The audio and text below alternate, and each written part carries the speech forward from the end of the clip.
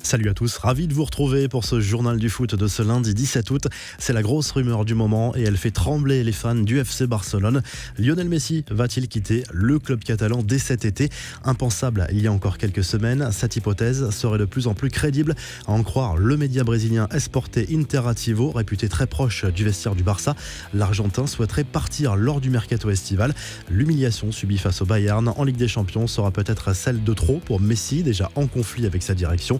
Le Barça a éteint l'incendie en indiquant au Mundo Deportivo qu'il n'était pas au courant. Le joueur de 33 ans est en fin de contrat dans moins d'un an, mais dispose d'une clause pour partir lorsqu'il le souhaite.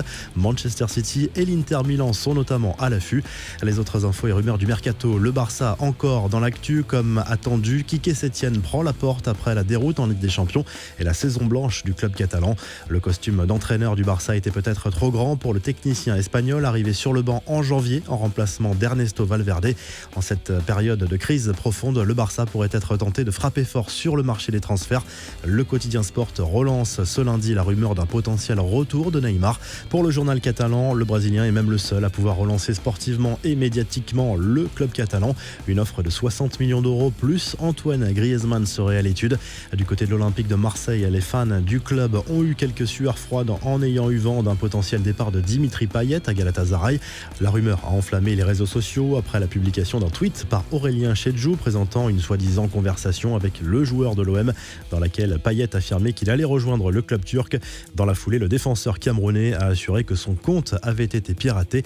Après avoir passé les derniers mois en Uruguay, Edinson Cavani va s'envoler pour l'Europe afin de s'engager avec son futur club. Selon son frère et agent, l'Uruguayen est tout proche de trouver un accord avec le club portugais du Benfica Lisbonne.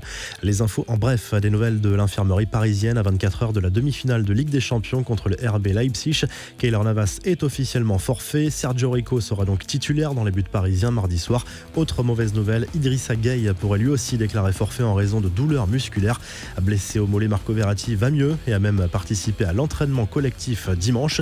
Le match d'ouverture de la saison 2020-2021 entre l'OM et Saint-Etienne est clairement menacé de report. Après le test positif de Jordan Amavi, l'OM a confirmé 3 nouvelles suspicions de Covid-19 dans les rangs de son effectif professionnel. L'entraînement de ce lundi a été annulé.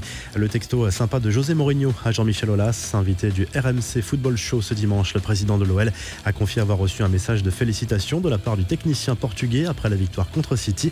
C'est vrai qu'on avait dit qu'il y avait une chance sur 1 million de gagner la Ligue des Champions. Maintenant, on a revu ce chiffre. On a une chance sur 4 puisqu'il y a 4 équipes. José Mourinho m'a écrit ça avec un petit smiley, a raconté le dirigeant lyonnais. Enfin, cette belle récompense pour Kevin De Bruyne, le joueur de Manchester City, a été élu joueur de la saison 2019-2020 en Première Ligue et succède au défenseur de Liverpool, Virgil van Dijk. La revue de presse, le journal L'Équipe se penche sur les demi-finales de la Ligue des Champions programmées cette semaine.